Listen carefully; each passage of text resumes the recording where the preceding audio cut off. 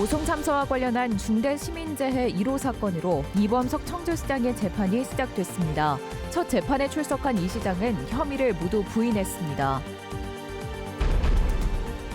여당이 된 민주당 국회의원들이 새 정부 들어 활동폭을 넓혀 목소리를 키우고 있습니다. 국민의힘 의원들은 자숙하는 분위기입니다. 충주 LNG 발전소 건설을 두고 인근 지역 주민들이 강하게 반발하고 있습니다. 동서발전이 마련한 설명회도 파행으로 끝났습니다. 여러분 안녕하십니까? 뉴스데스크 충북 소식입니다.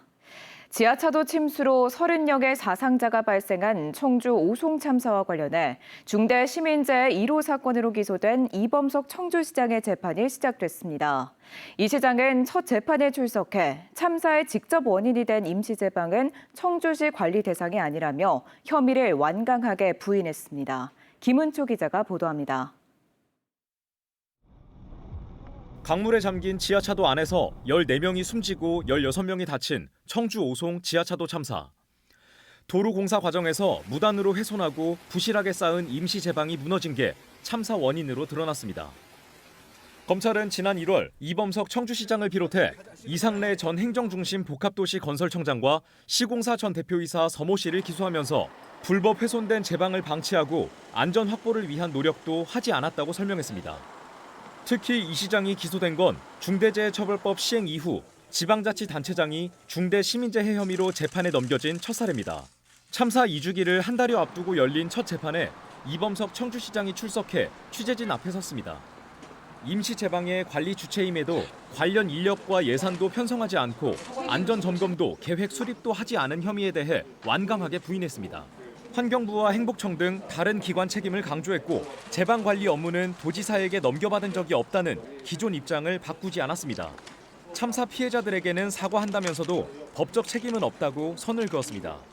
여러 차례 지금 사과를 드렸었고 오늘도 그 마음 변화가 없습니다. 그럼 사과하시면서도 책임이 없다고 말씀하시는 건 어떻게 설명하실 생각이세요? 여기서 책임이라고 하면 여러 가지 책임이 있는데 그동안 말씀드린 것처럼 이 사고에 대한 법적 관리 책임은 우리 청주시에 없다는 점을. 이 시장과 함께 기소된 이상래 전 행복청장은 유가족을 만나서도 제방 관리 책임이 없다면서 혐의를 부인했습니다. 형사처벌로는 재해를 막을 수 없다며 중대재해처벌법이 위헌 소지가 있다는 취지의 주장을 펼치기도 했습니다.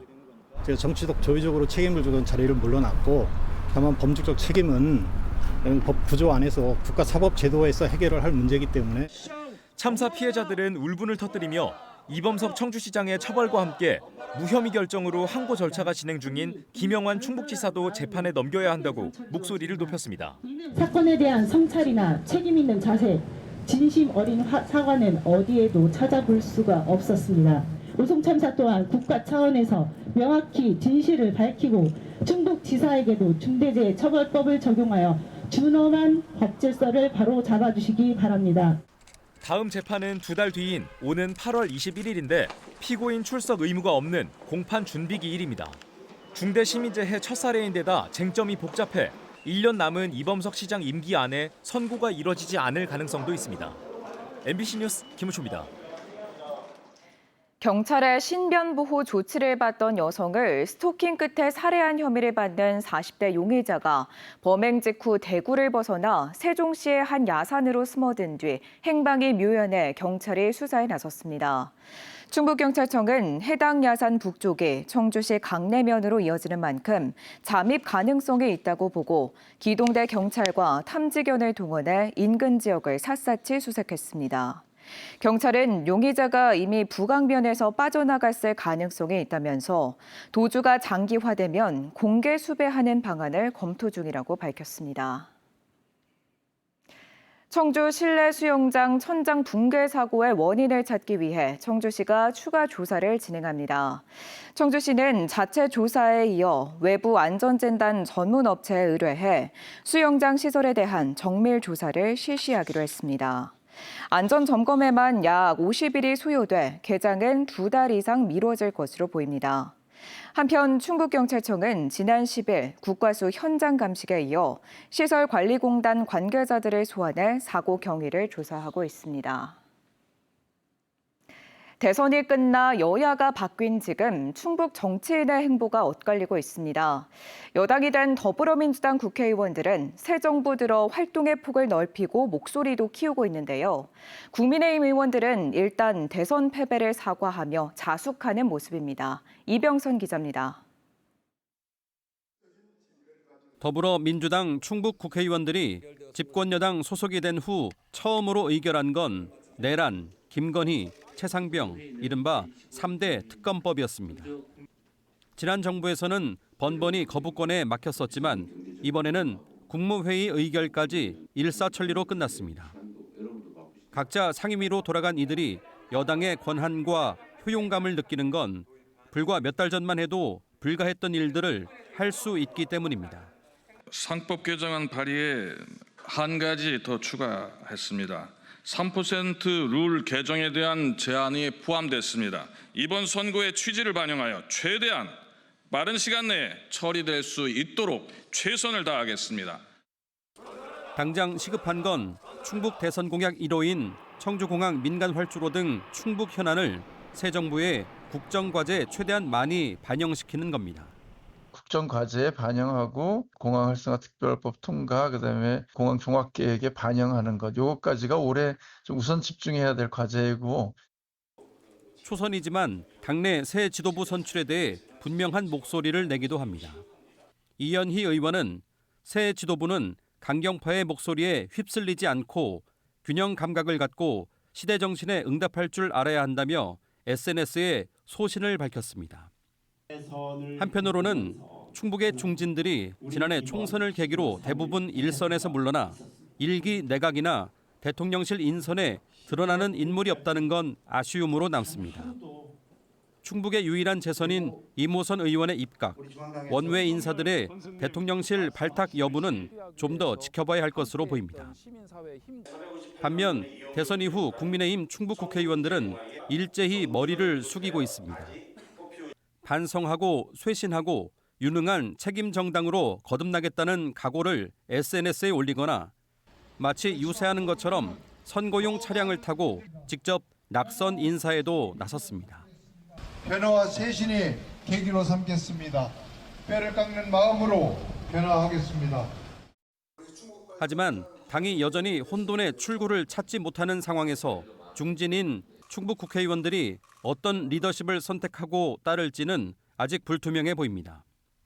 여야의 신분이 바뀌며 당장은 휴지기를 갖는 것처럼 보이지만 내년 지방선거를 준비해야 하는 충북 여야의 경쟁이 다시 점화하는 데에는 그리 오래 걸리지 않을 것으로 보입니다. MBC 뉴스 이병선입니다. 충북도 내 늘봄학교에서 최근 논란이 된 리박스쿨 관련 프로그램은 운영되지 않은 것으로 나타났습니다. 충북교육청이 도내 256개 초등학교를 대상으로 늘봄학교 활동 현황을 전수조사한 결과 리박스쿨 관련 프로그램이나 관련 민간 자격증을 소지한 강사는 없는 것으로 확인됐습니다.